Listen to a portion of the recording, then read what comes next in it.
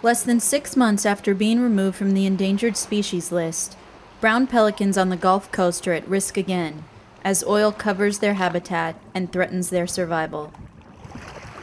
At the Fort Jackson Bird Rehabilitation Center in Burris, Louisiana, wildlife rehabilitators and volunteers are trying to save pelicans rescued from the oily waters.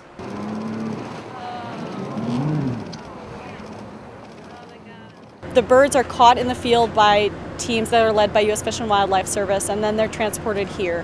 And once they get to this facility, the first thing that they see is the veterinary team. So the veterinarian and her staff give them a full physical.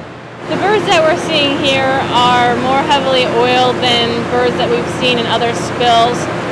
We're making sure they're not hyperthermic or hypothermic, and we're taking their temperature upon intake. We're looking at blood samples.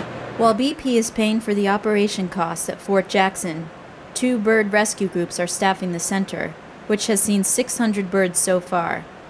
Nearly 400 have been brown pelicans, which is an iconic symbol in Louisiana, appearing on both the state flag and state quarter.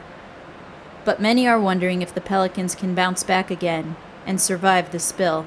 These pelicans, the brown pelican, has really had a tough couple of years, and this, I'm afraid, is definitely not good. And it's right in their nesting habitat, and there's babies out there.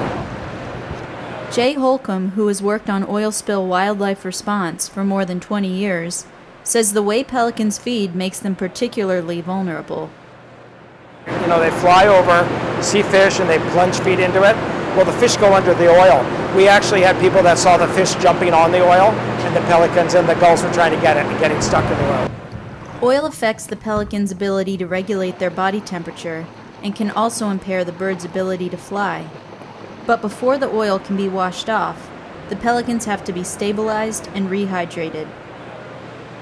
Each bird goes into a holding pen for 12 to 24 hours to de-stress. They've been captured, they've been handled, so we want to get those stress hormones back down before they're washed. We're pre-treating them with a product called methyl soyate that starts to dissolve the oil. This is a really sticky crude, and it's mixed up with some sediment as well, so it's been difficult to get off. Then there's a wash process that is 4 or 5 tubs of hot soapy water. We do use 104-degree water, which is body temperature of a bird. So the wash, again, is a really stressful time for the bird. It's the most stressful 45 minutes of its life, probably. A 2002 government report suggests that washing oiled birds is ineffective and does not contribute to conservation efforts in the long term. Many wildlife biologists also doubt whether cleaned-up birds will survive after being returned to the wild, and suggest that euthanasia might be more humane. But Holcomb says a significant number will recover. Right now, the survival's really high. You know, it's like 90% or so. The long-term expectation for them is good, but you can never tell till down the road.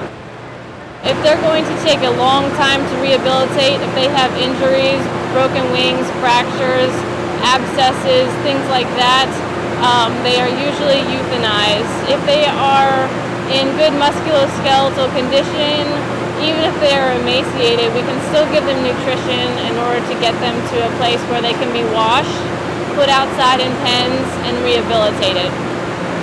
If we get these birds early enough, the survival rate, especially for a brown pelican, is very, very high. Most of these birds will be re-released into the wild, which we really look forward to. The U.S. Fish and Wildlife Service is handling the release of all rehabilitated birds. Brown pelicans from the Fort Jackson Center are being relocated to the Aransas National Wildlife Refuge in Texas. Erica Brecky for On Earth magazine.